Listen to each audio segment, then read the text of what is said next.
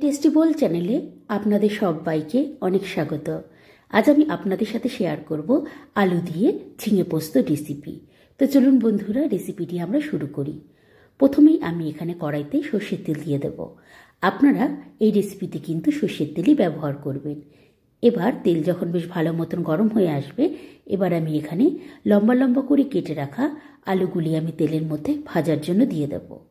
এখানে কিন্তু আলুগুলিকে বেশ ভালো মতন লাল লাল করে ভেজে নিতে হবে, যাতে আলু এখানেই 50% সেদ্ধ হয়ে যায়।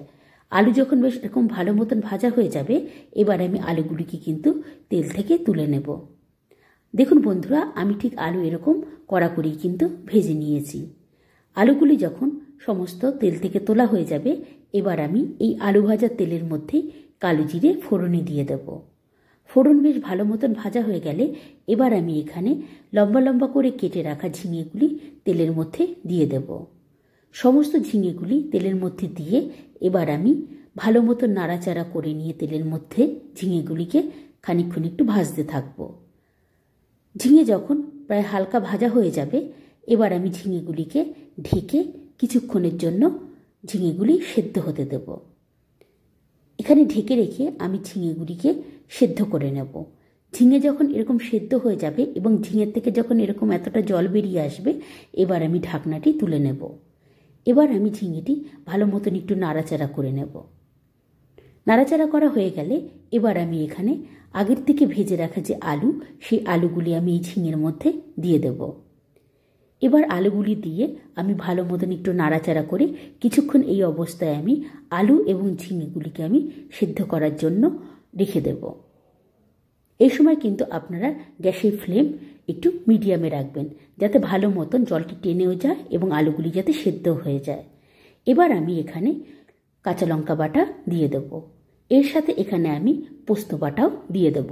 আপনারা এই পদটিতে কিন্তু একটু পোস্ত বেশি করেই ব্যবহার করবেন, তাহলে কিন্তু খেতে দেখবেন খুবই ভালো লাগবে।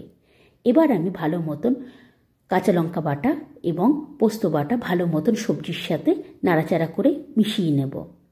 মেশানো যখন হয়ে যাবে, এবার আমি এখানে পরিমাণ অনুযায়ী হলুদের গুঁড়ো এবং পরিমাণ অনুযায়ী লবণ আমি এখানে কিন্তু দিয়ে দেব। এবার আমি আবারও ভালো মতন মশলাগুলি সবজির সাথে মিশিয়ে নেব। এখানে একটু সময় নিয়ে ভালো মতন আপনারা এই সবজিটি নাড়াচাড়া করবেন, যাতে এই যে সবজির থেকে জল বেরিয়েছে সেই জলটি যাতে টেনে যায়। জল টেনে গিয়ে দেখবেন এরকম তেল উপরে উঠে আসবে। এই সময় একটু আপনারা চেক করে নেবেন, যাতে সবজি এবং আলুগুলি যাতে ভালো মতন সেদ্ধ হয়ে যায়।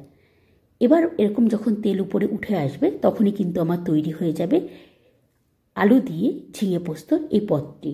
আপনারা একবার এইভাবে বাড়িতে বানিয়ে দেখুন, দেখবেন খেতে কিন্তু খুবই ভালো লাগবে।